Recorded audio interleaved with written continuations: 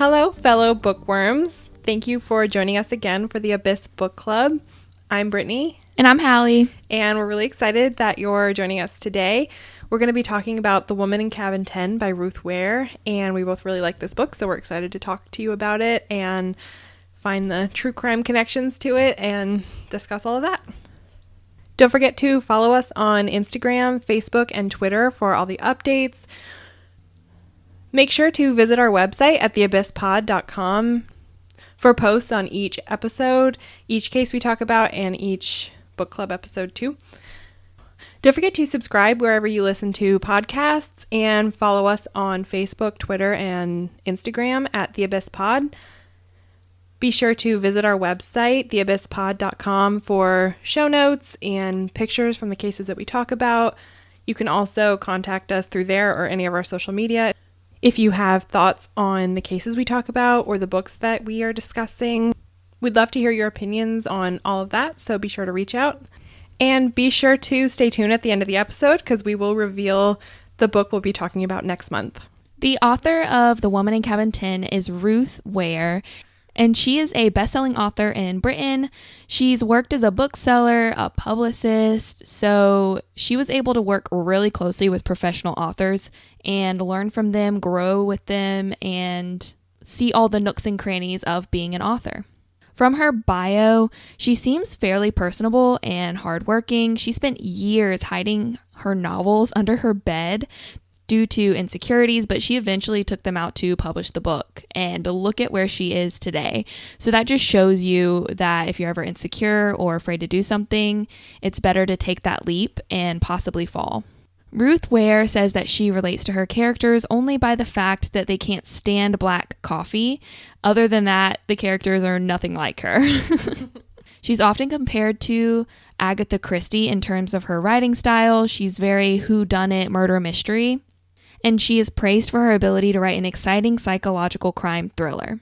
So the summary for The Woman in Cabin 10 is, quote, "In this tightly wound, enthralling story reminiscent of Agatha Christie's works, Lo Blacklock, a journalist who writes for a travel magazine, has just been given the assignment of a lifetime, a week on a luxury cruise with only a handful of cabins. The sky clear, the waters calm, and the veneered select guests jovial as the exclusive cruise ship, the Aurora, begins her voyage in the picturesque North Sea. At first, Lo's stay is nothing but pleasant. The cabins are plush, the dinner parties are sparkling, and the guests are elegant. But as the week wears on, frigid winds whip the deck, gray skies fall, and Lo witnesses what she can only describe as a dark and terrifying nightmare. A woman being thrown overboard. The problem? All passengers remain accounted for, and so the ship sails on as if nothing happened, despite Lo's desperate attempts to convey that something or someone has gone terribly, terribly wrong." End quote. So going on to talk about our perspectives on the book, I was a big fan. I thought this was an amazing novel, and it was my first Ruth Ware book, but I thoroughly enjoyed it. I'm a big fan of whodunits and murder mysteries, and this was definitely a great one. As we were reading a bunch of reviews on the book, a lot of people mentioned that it was a little repetitive and that she questioned so many people and walked around with the security guard for such a long time, and it just seemed kind of dull. And I agree that it can be a little tedious, but it's a classic method of storytelling in murder mysteries. You always have to compare the events from everyone's perspective from the night before to piece together what really happened and to find the holes. Who's lying, who's not, who's keeping secrets. That's the whole point of the story, is to have that big reveal at the end, and you as a reader are trying to piece that together. You see it a lot in Agatha Christie and Clue and other murder mystery novels. I definitely agree with that. I really liked the style of the book. I thought it flowed really well, and it kind of reminded me of Mary Higgins Clark books too. I've read a lot of those, and it kind of has the same style, so I like it. It's a comfortable format, but it's still very engaging and effective for storytelling. I really liked it, and this was my first Ruth Ware book, but I've since read other ones, and I really like her style. Yeah, I believe some people who had read Ruth Ware before and had commented on their thoughts for the book had very high expectations, and they seemed to be a little let down because of what they were expecting from Ruth Ware. But I feel like if you come into it with like a basic knowledge, not really having any high expectations about it, I thought it was an amazing book. Yeah, I had never really heard much of her. I think I first saw this book come up on some kind of recommended thing, and I was just like, looks interesting, and I gave it a try. So I didn't really have any expectations going in, and I thought it was a really good book. I think I saw a lot of reviews that compared it to her first book, saying they liked it more or less than that one, but coming at it from a neutral place just allows you to enjoy the book and not really expect anything from it other than just a good story. I agree completely. A major theme of this book was anxiety, paranoia, and PTSD. The main character, Lo, experienced this from the beginning, and the break-in that she experienced and that whole event was really able to hook you and sort of gave you insight to her behaviors later in the book. So I thought that was really interesting. I also think it appeals to people that have been through stuff like that, or even just people with anxiety or anything like that. I think that that's a really relatable thing, and I think it was written in a relatable way too. A lot of reviews that we read also mentioned her drinking tendencies.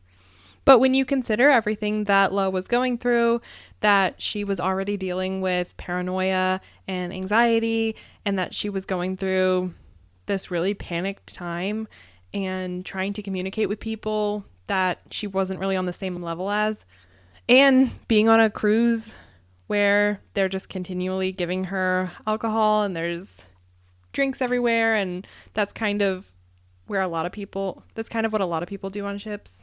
Also, it was like part of her job to make that connection with people while she was on the ship. And if all of them were drinking and they were filling up her cup and she was already nervous and anxious after the attack that had happened on her, she didn't really know how to talk to people being there. She didn't really know anybody very well. And I just feel like some people may have thought of that in the context of the entire book, when really it was only a very short period that kind of thing occurred. It also was pretty important to the story and the development of the story, because the whole plot kind of centered around people questioning Lo, even Lo questioning herself. And some of that came from alcohol raising questions about the accuracy of everyone's stories of the night of the incident. So it was an important element of the story, and I think it fit well. I don't think it was a reach. I don't think it was something that was just kind of tossed in there. And like you said, it was really centered around the night of the incident, and it wasn't really a pervasive theme in the book or anything like that. Yeah, I feel like a lot of people think that they were just getting drunk throughout the whole book, but when I read it, it didn't really stand out to me as a dominant theme in the book. It just stood out to me that the night of the incident, there was a lot of people who were intoxicated, making it hard to know who was telling the truth, who told what they really remembered, who was actually behaving and who wasn't. It made the story a little bit more interesting. Another thing that I really liked about the book is I thought it was very realistic and very relatable. There was a quote from the book that was said by Lo, and it says, quote, "I opened it, fired up Google, and typed, 'What % of burglars return?' End quote." That is probably every one of us. Every time you get some weird symptom where you have like a tickle in your throat or you have a weird bump on you, what do? You'll whip open Google and you type it in. We all do it, and this just made it very relatable because she was doing exactly what you were thinking about doing yourself. And that kind of proceeds throughout the book. When she's on the cruise ship and she's suspicious, there's many times in stories where you just think, I would do it like this, but the character's not doing it like that. Why won't they do it? But in this book, I would think it and she would do it a few pages later. And it was so on point that I could relate to the process of her thinking. Yeah, I agree. I found her really relatable, and even when she made decisions that some people might be like that's not good, I think it was still in a place that a lot of people could relate to, because it's hard when you're in situations like that to just act logically all of the time. But even the mistakes and stuff that she made, I think still made her a very relatable character. And like we talked about, the alcohol and the setting and all of that really came together to do a really good job of placing reasonable doubt and suspicion on everyone on the cruise. It would be like one person would stand out as really suspicious, and then one little piece of evidence would skew everything and you would be on a different path. And I think that's really good in a mystery novel. I agree. When I was reading the book, I thought that her reporter friend was suspicious from the get-go because he just seemed too perfect and there was only slight off factors about his behavior, but it was all assumptions. And then something would happen that was different and I was like, oh my gosh, maybe it was that person. Maybe everyone on the ship is against each other. Or maybe it's a whole big plot against Lowe and who knows? Murder on the Orient Express. Honestly. We did read a good point when we were looking through reviews about the book, and they addressed that there was a scene where Lowe's reporter friend kind of groped her non-consensually, and it really wasn't addressed any further after that. It was just kind of dropped. And I do think that it was not pleasing to many viewers that she just dropped that without addressing it as sexual assault. And I completely agree that it should have been addressed, but at the same time, I think that in the context of the book, it didn't really add or take away from the storyline. Honestly, that scene could have not even existed, and it wouldn't have changed the storyline at all. So to me, I feel like maybe it would have been better to just not have that scene, but she didn't dwell on it in the book, and I don't really see that there was a point to. Ruth Ware also captured cruise ship disappearances really well in this. For episode 23, we covered 3 cruise ship disappearances, so we kind of became familiar with how these go and the different elements that go into them, and she was really able to accurately capture the various factors that happen with these disappearances. The hazy legal the hazy legal jurisdiction, the paper records of leaving the ship, and like we talked about the alcohol intake on cruise ships. That made me think a lot of the George Smith case where everyone involved was intoxicated and no one could really give a clear story. And also she did a good job with showing that people that work on the cruise lines will cover up some stuff to protect their jobs sometimes. So that aspect was really well done, and I didn't even realize how well done until we researched for that episode, because I read this book a while back, so I didn't really have that frame of reference at that point. But looking back, it's definitely a well-written part of the storyline. I agree, and the paper trail part, it's so reliant on the paper records. They're like, well, she never left the boat, and she never came back after exiting the boat when we stopped in this port. And we talked about cases like that in our episode that relied very heavily on her paper record. So the fact that the book easily showed that this girl just faked her way with the paper trail to make it seem like one way rather than the other is really interesting to consider when thinking about actual true crime cases. Overall, in the end, I had speculated so many different endings, but I was really caught off guard. That's pretty hard to just completely catch me off guard. I can usually nitpick a few parts of it at least to figure out what the ending is going to be before I get to it, but this one really put me on the edge of my seat and even tipped me off of it. Yeah, I like books where you have a bunch of different endings that you think could happen, and you kind of investigate the story as you're reading and get a good idea for it.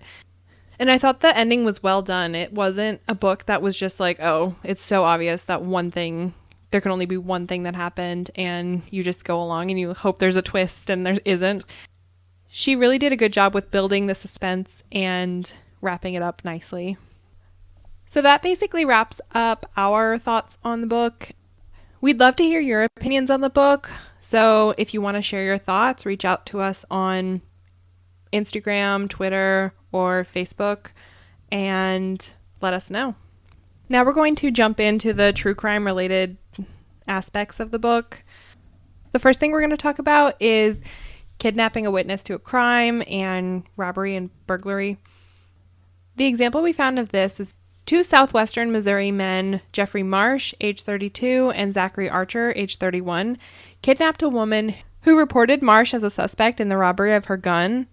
Both men were dressed in black, and when she tried to get in her car to go to work, they pulled a gun on her and a taser. They duct taped her eyes, and Marsh put the gun in her mouth and pulled the trigger, but the gun didn't shoot. They held her overnight and threatened to kill her and her family if she didn't recant her statements about the stolen firearm, and they even sexually assaulted her. At the beginning of February, the kidnapped woman called her friend and told her that she was framing Marsh and was going to turn herself in. She arrived at the police department in tears and said she was recanting her statement about Marsh, but she ended up disclosing to the police that the two men had kidnapped her and held her overnight about 150 miles away. Marsh was charged with aggravated counts of kidnapping, assault, robbery, battery, sexual battery, and intimidation of a witness. He was also charged with being a felon in possession of a firearm, making a criminal threat, and theft. He was charged with a Rack lot. him up. Yeah. Archer was charged with aggravated counts of kidnapping, robbery, and intimidation of a witness, and theft charges. Because the sexual assault continued into Missouri, additional charges may be pending. Obviously, as we talked about before, we made a connection with cruise ship disappearances. If you haven't heard our episode on cruise ship disappearances, you should definitely go and listen to it. We talk about 3 different cases that are crazy and make it even more complicated due to all of the travel through international waters. Legal jurisdictions create a lot of difficulty when resolving the case and also accurately looking at the crime scene. They can become contaminated sometimes. They go hours and hours and hours without even being touched or addressed or even roped off. A lot of times, because on cruise ships, people are kind of wandering around, they're having fun, they're not necessarily in their cabin all the time or with their families or whoever they're with. So sometimes these disappearances don't get reported for hours. And even then, sometimes the cruise ships want to just pass it off as them, sleeping off, being intoxicated, or just sleeping in someone else's room or something like that. So then they don't investigate. And then when you leave it to different authorities, maybe in other countries that don't have the best investigative techniques, they can miss a lot of stuff. So there's a lot of layers to that. Yeah, and also the cruise ships will sometimes cover up things to prevent job loss or suing for their company. This is very similar to the book. And if you remember, there was a part that said, quote, Nilsson's neck would be on the line. He'd lose his job at the very least if something went wrong on the Aurora, on the very first voyage he was involved in. But more than that, the kind of publicity that an unexplained death would generate could sink the whole enterprise. End quote. This is so true for any of the cruise ship disappearances. You see a lot of fuzzy court documents revolving it because the cruise ship will say one thing that they did, but then the family might say another and the police officers may say another. And so you have like 3 different stories going around and nobody really knows the honest truth. Yeah, and sometimes they even quietly fire someone as soon as they realize there's a problem, and then it's hard to find that person later because they might live in another country or something like that. So that kind of thing happens a lot. And cruise lines are so dependent on their image as just carefree and fun and safe. So they really don't want the bad publicity that comes with a murder or a disappearance or anything like that. One of the cases that we researched for you today is about a girl named Sarah Kirby. In October 2012, she was going on a 5-night Carnival cruise with her fiance and her best friend. And Kirby was drinking a lot one night with them, and she fell from her balcony in her room. Some witnesses, though, who saw it say that she jumped. She was intoxicated, so it's kind of fuzzy to figure out what really happened. Just like the book. And to make it a little bit more specific, her lawyers wrote that after she became extremely intoxicated, around 12:10 a.m., she stepped onto the balcony for fresh air, she lost her balance and fell overboard about 100 feet. Immediately, her friend told Carnival about the incident, but the way that the investigation was unraveled did very little to help Kirby in her immediate situation. Kirby would later decide to sue the Carnival ship for multiple reasons. One being that after her friend told them that she had fallen off of the cruise ship, the crew conducted a 90-minute search of the ship before even turning it around to go get her in the ocean. After the ship did turn around at about 1:45 a.m., they finally rescued her, and she claims that they refused to assist her with medical injuries and provided her with pain medication instead. She was later checked out by a doctor and told that she had fractured orbital bones, hypothermia, fractured ribs, lung contusions, dissection of the carotid artery, heart arrhythmia, broken optical shelves, blood clots in her eyes, arms, and legs, and extreme hematomas over the body. Even though she had a lot of injuries coming out of the ocean, some of them weren't as visible to the eye as others, but it was still obvious that she needed some help, but the ship supposedly refused to airlift her to Miami for medical help. Instead, they decided to go to Key West, where they were told by officials that they did not have the medical equipment to deal with such a trauma, and they should have taken her to the Miami hospital, as she had requested initially. Kirby began receiving medical assistance about 16 hours after she had fallen. Kirby also accused the ship of getting her intoxicated because every time she purchased a drink, she got a free $5 coupon for the casino. Also, they kept quote-unquote pushing drinks at her. I understand everything else, but I feel like for being intoxicated, it's one's responsibility not to consume that drink. But as for every other aspect of it, I do believe that they should have done a lot more than they did. Yeah, even if it was kind of her decisions that led to her falling overboard, what they did after that is just ridiculous. Her lawyers that were talking about the lawsuit she was bringing on said, quote, "She is suing Carnival Corporation as well as 4 people, including 2 of the doctors on the ship at the time, for negligence and intentional infliction of emotional distress," end quote. So the Sarah Kirby case was really crazy. I cannot imagine falling off the boat and having all of those injuries and being left in the water for 3 hours. That's insane. Yeah, that's so scary when you think about what's swimming down there. Exactly. And with marine biology, you learn about migration at night and all of these animals from the deep that are coming up to the surface. And they're things that I just don't necessarily want to be swimming with. Yeah, and every shark in like 10-mile radius has smelled you at that point. So, and it's dark. It's dark in the sky. It's dark in the water. You have no source of light. I would be petrified. And since she was so injured, there was probably blood, and that would just be so scary. Exactly. And imagine the struggle she had to even stay afloat sometimes. So people fall off of ships all the time. It's more common than one would probably think because so many people get intoxicated on boats and they just stumble and fall, or they lean over too far and fall. It happens all the time. Another case that we looked at was with a woman named Kay Longstaff in August 2018. She was from England and she was 46 years old, working as a flight attendant, and she had emergency training, which would benefit her greatly in this situation. She went on a Norwegian cruise ship, and CCTV footage actually caught an image of her falling off of the back deck of the ship about 95 kilometers from Croatia's coast at about 11:30 p.m. Luckily, the water was really calm that night, and it was about 75 degrees Fahrenheit, so that helped her out a ton. But she spent 10 hours in the Adriatic Sea before the Croatia Coast Guard found her and rescued her at 9:45 in the morning.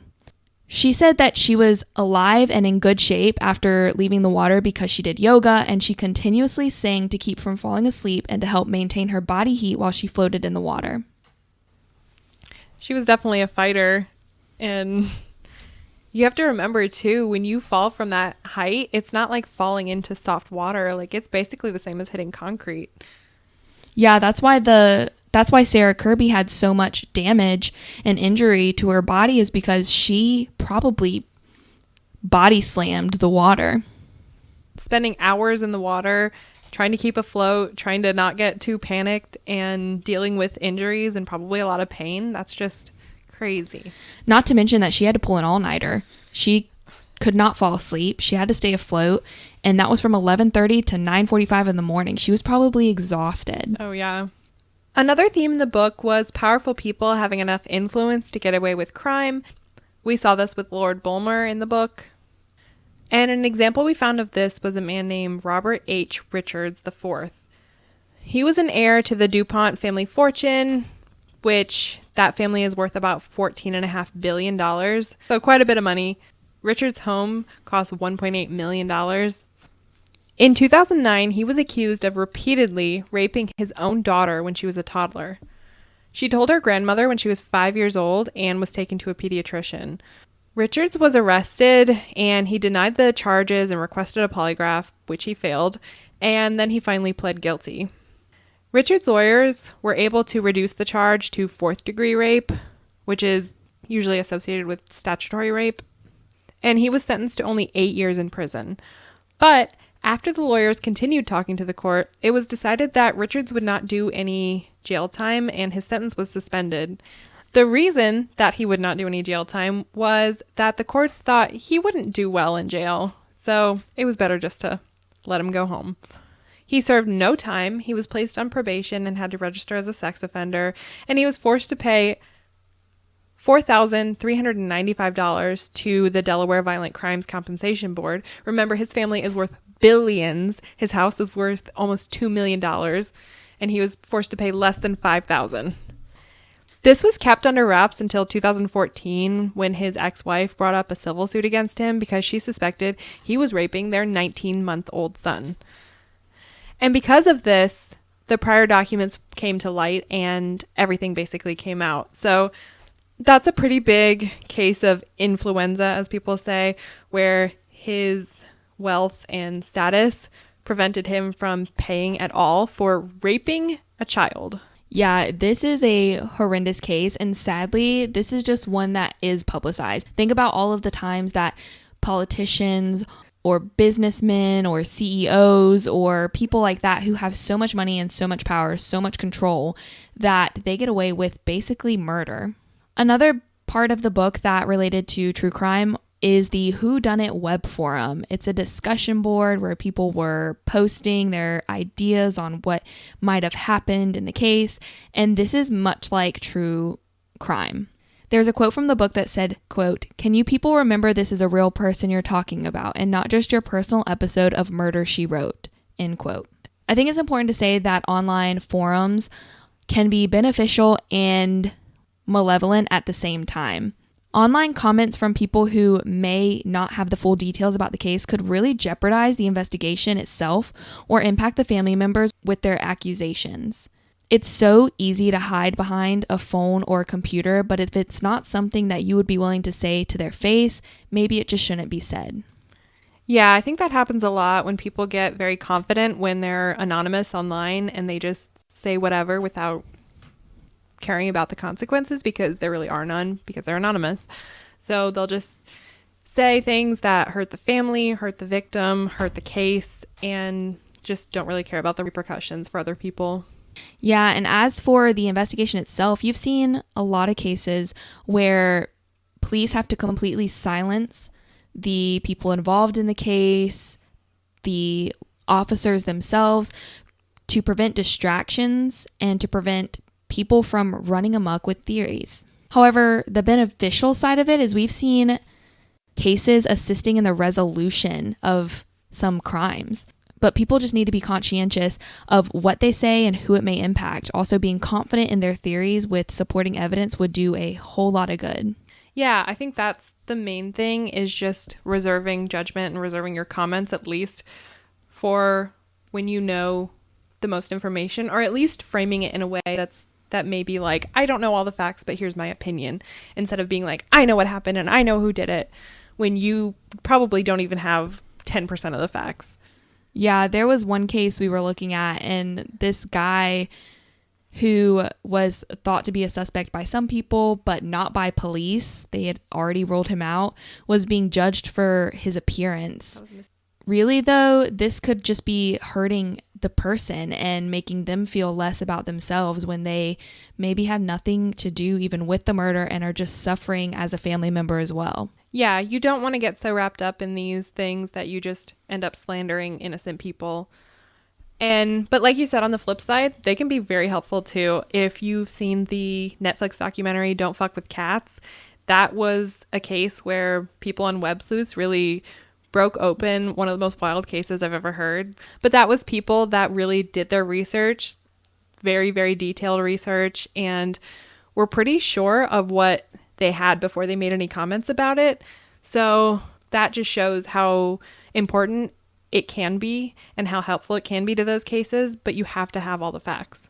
Also, the Undisclosed podcast is ran by Susan Simpson and Rabia Chaudhry, and Susan used to be just someone on the internet putting in her thoughts on the Adnan Syed case, and Rabia saw it and thought that she had some amazing points because she was really analyzing the evidence and putting out her theories on how the interrogation and the investigation itself might have gone to wrongfully convict Adnan.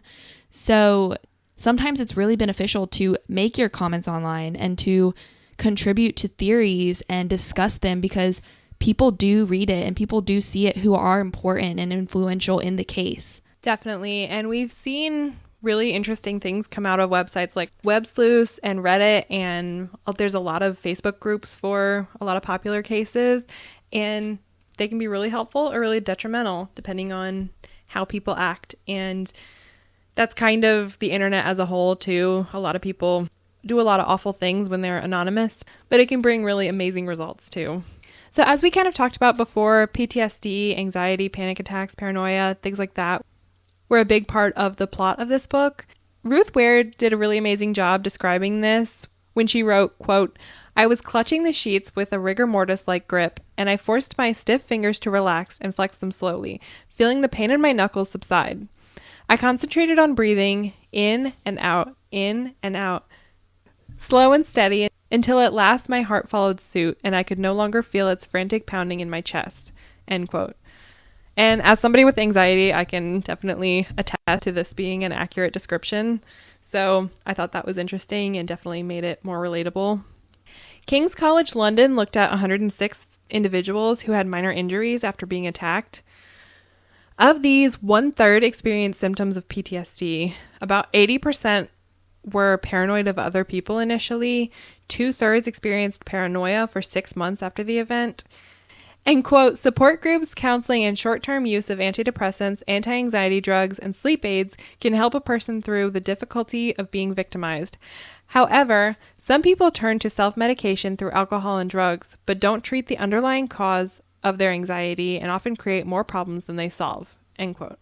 That really relates to the book too, because of the fact that she was drinking a lot that first night she got onto the cruise ship, and that was kind of like a outreach with alcohol as a fix for the incident she went through. Obviously, there was all those other factors we were talking about too, where it was the situation she was in, the people she was with, the filling up of her cup.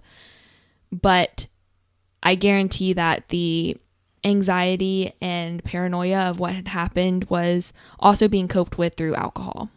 Yeah, so that really showed an accurate description of how some people deal with that.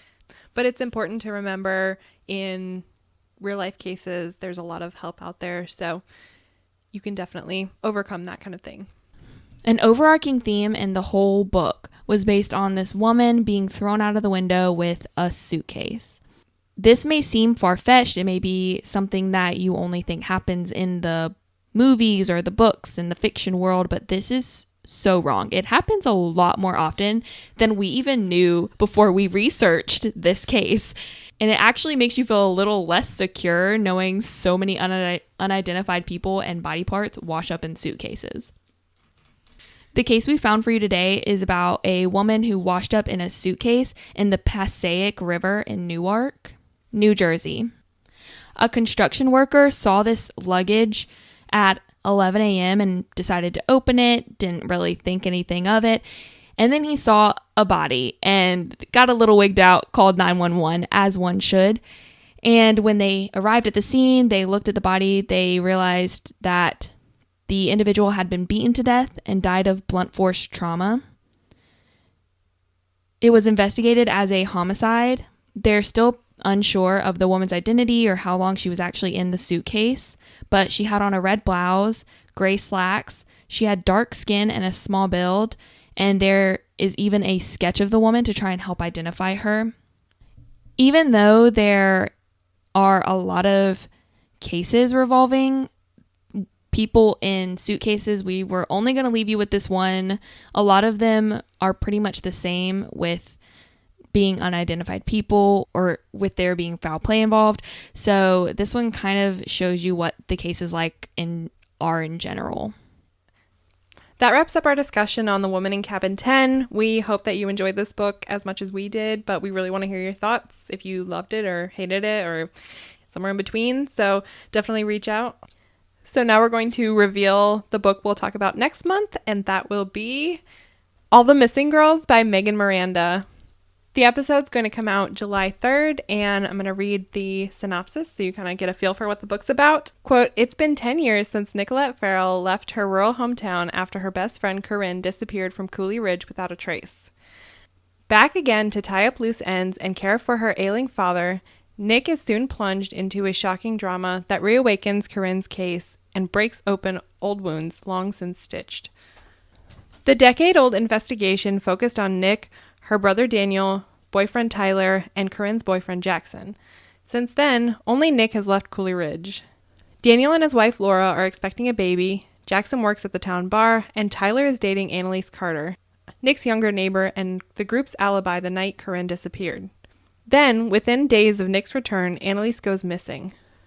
Told backwards, day 15 to day 1, from the time Annalise goes missing, Nick works to unravel the truth about her younger neighbor's disappearance, revealing shocking truths about her friends, her family, and what really happened to Corinne that night 10 years ago. Like nothing you've ever read before, All the Missing Girls delivers in all the right ways. With twists and turns that lead down dark alleys and dead ends, you may think you're walking a familiar path. But then Megan Miranda turns it all upside down and inside out and leaves us wondering just how far we would be willing to go to protect the ones we love." This was a interesting book to read, and if you happen to finish it earlier, please shoot us a message and let us know what you thought. Maybe we could even talk about it a little bit. Don't forget that it'll be coming out on July 3rd, so go ahead and mark that in your calendars and grab the book. If you go onto our website, we'll have a link to it for Audible and Amazon for you to easily access its information. But thank you guys so much for tuning in with us again. We love being able to talk about these books with you and to share our feelings and opinions and to talk about interesting stories. So thank you so much for supporting this podcast. Make sure to tell your friends about the podcast, share it on Facebook, follow us on all of the social media accounts, and stay up to date with every episode. So go ahead and open up your book and dive into the abyss. See you next month.